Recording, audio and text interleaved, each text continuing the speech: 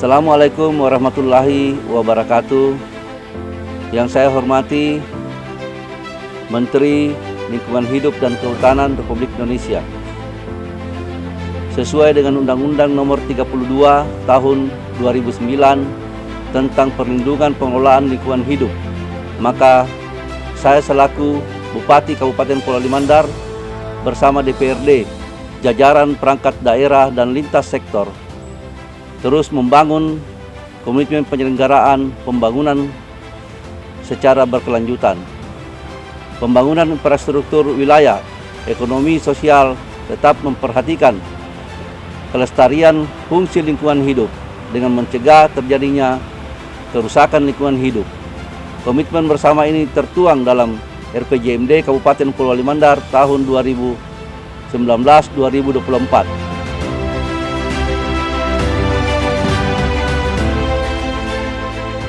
Pada aspek tata guna lahan, kondisi saat ini pembagian ruang lahan berdasarkan fungsi lindung dengan leluasan sebesar 37,68%, dengan fungsi budaya 61%.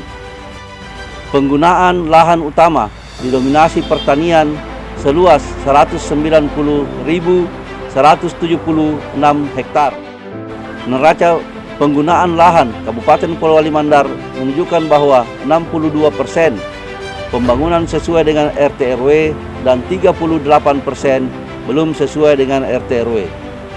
Kabupaten Polewali Mandar juga memiliki tutupan mangrove seluas 281 hektar. Luas ekosistem pada lamun dan terumbu karang Kabupaten Polewali Mandar sebesar 18% dari total padang lamun dan terumbu karang Sulawesi Barat. Pada Kecamatan Polewali mengalami kerusakan yang paling besar mencapai 50%, dengan kecamatan lainnya di tingkat kerusakan mencapai 10%. Pada aspek kualitas air terdapat 31 sungai tersebar di 16 kecamatan. Pemantauan kualitas air sungai telah dilakukan pada 12 titik sungai. Dari pemantauan ini diketahui kategori pencemaran ringan terdapat pada 7 titik, kategori cemar sedang terdapat pada 3 titik, dan yang memenuhi baku mutu air 1 titik.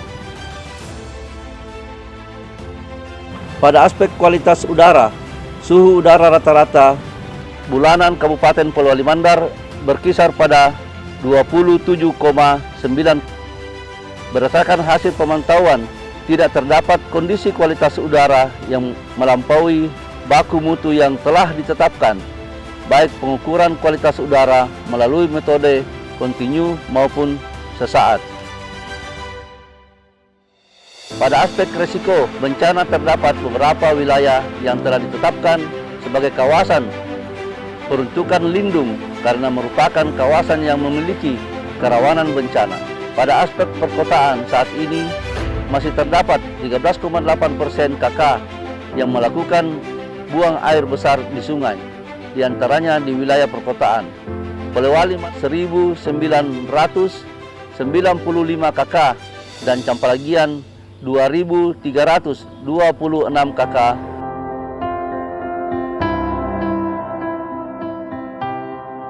Persampahan juga merupakan persoalan penting perkotaan. Total timbulan sampah yang dihasilkan per hari mencapai 177.030 meter kubik. Jumlah sampah yang belum dikelola sebanyak 83.146 kg per hari. Dengan mencermati kondisi tersebut, maka sejumlah isu prioritas lingkungan hidup yang perlu diantisipasi antara lain: pertama, tingginya alih fungsi lahan belum sesuai RT RW, yaitu 38% tidak sesuai dengan RT RW. Kedua, rendahnya cakupan layanan air bersih, yaitu 16% serta rendahnya kualitas air yang memenuhi baku mutu yaitu 8,3%. Ketiga, tingginya potensi bencana Kabupaten Polewali Mandar ditandai dengan kejadian bencana banjir, kekeringan, longsor dalam 3 tahun terakhir ini.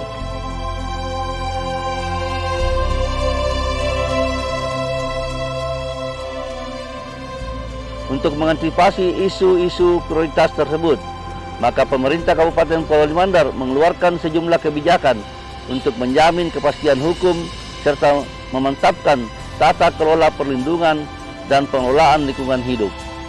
Kebijakan dituangkan dalam peraturan daerah, peraturan bupati, keputusan bupati, instruksi bupati, dan surat edaran bupati.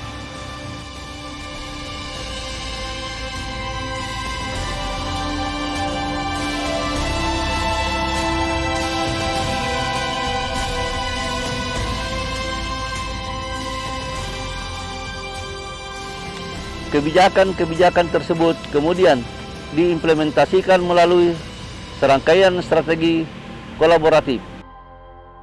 Strategi perlindungan tata guna lahan meliputi pembangunan ruang terbuka hijau,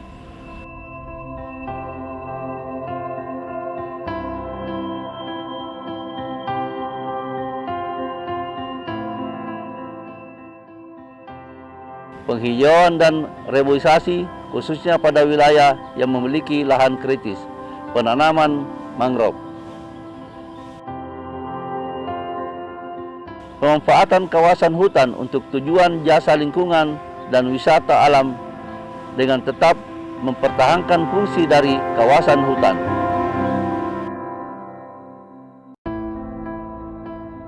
Strategi peningkatan kualitas air, peningkatan cakupan desa ODF atau stop buang air, pemantauan kualitas air secara berkelanjutan,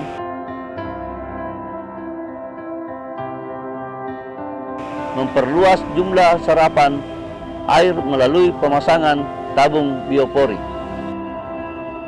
sosialisasi dan pembinaan pemanfaatan kualitas air, penanaman pohon pelindung, pembangunan PAM, STBM, dan Pansimas, menggalakkan aksi bersih lingkungan pantai, menyelenggarakan Festival Sungai Mandar, penyelenggaraan sekolah sungai, penyelenggaraan sekolah laut, pembangunan IPAL komunal, kombinasi MCK, pembangunan embun. Strategi peningkatan udara, mengoptimalkan pelaksanaan Car Free Day, menggalakkan kegiatan bersepeda, menggalakkan kegiatan jalan santai, pembangunan ruang terbuka hijau, himbauan pengurangan penggunaan kendaraan pribadi, utamanya bagi ASN, pengembangan Eco Office,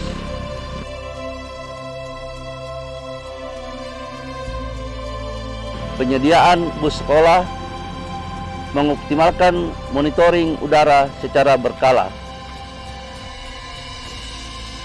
Strategi penanganan bencana, penyusunan rencana tata ruang wilayah berbasis kajian resiko bencana, sosialisasi pemanfaatan pengelolaan air permukaan untuk pengurangan resiko bencana kekeringan, pemeliharaan dan peningkatan ketahanan tanggul, pengurangan frekuensi dan dampak bencana banjir bandang melalui konservasi vegetatif daerah aliran sungai, penguatan kapasitas dasar sekolah aman bencana, penerapan penggunaan lahan gempa bumi, penyebaran informasi kebencanaan melalui media sosial.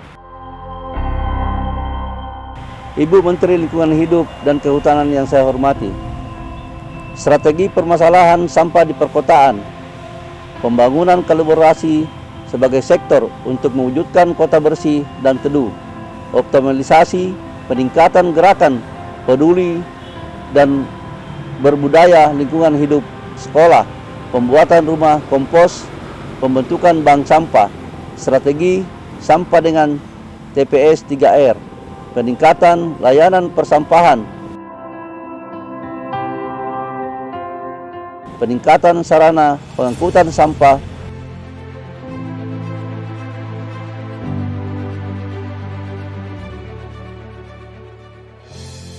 perluasan lahan, penambahan sarana prasarana TPA.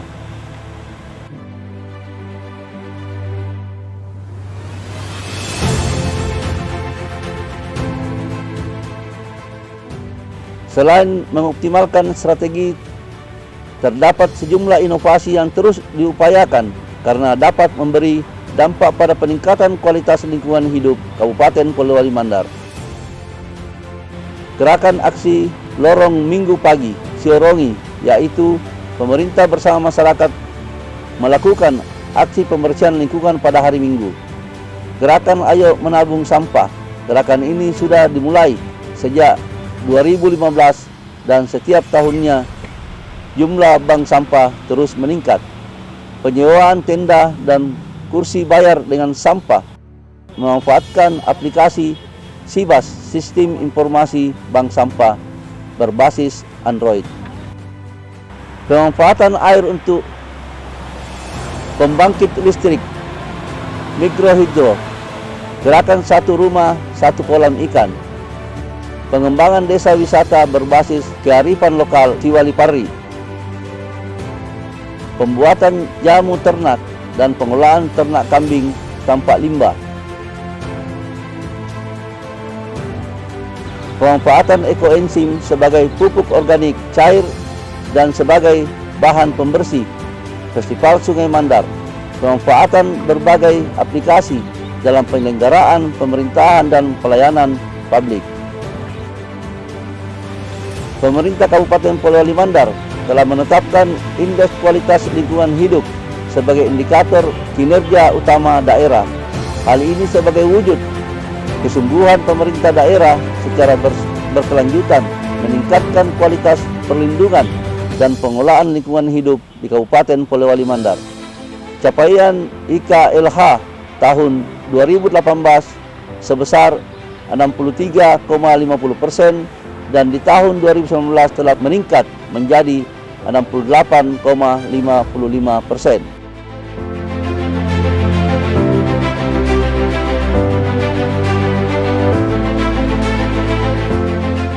Fungsi-fungsi DPR, saya kira kita sudah paham ada 3 fungsi utama yang melekat di anggota atau pimpinan DPR itu sendiri, yaitu yang pertama adalah budgeting, yang kedua adalah monitoring atau pengawasan, yang ketiga adalah legislasi, yaitu Perda. Nah, terkait dengan budgeting, fungsi DPR di sini kita harus paham bahwa bagaimana eksekutif dan legislatif itu harus bersinergi dalam artian terkait dengan pembahasan anggaran, bahwa sebagaimana fungsi eksekutif dalam merancang program dan anggaran, saya kira dalam hal DPR bagaimana dokumen diserahkan ke DPR untuk dilakukan rapat bersama.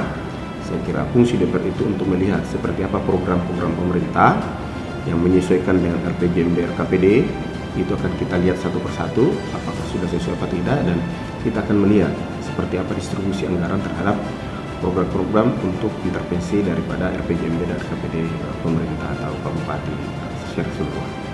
Saya kira itu terkait dengan budgeting, dan yang kedua adalah terkait dengan pengawasan.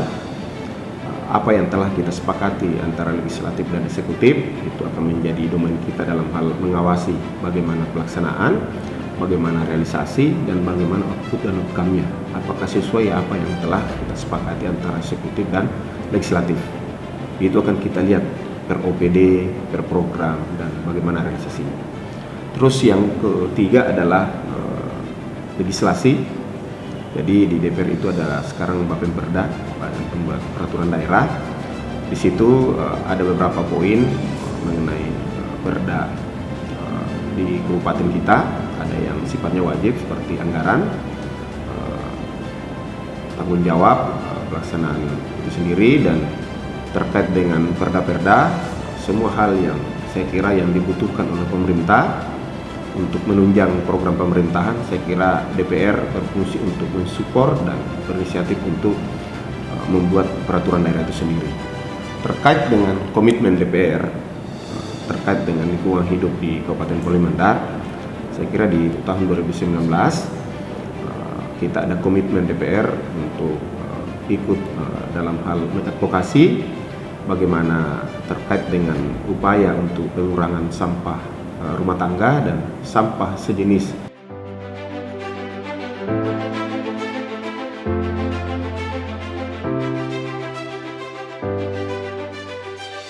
Terima kasih saya ucapkan kepada Ibu Menteri Lingkungan Hidup dan Kehutanan. Semoga Polewali Mandar semakin jago.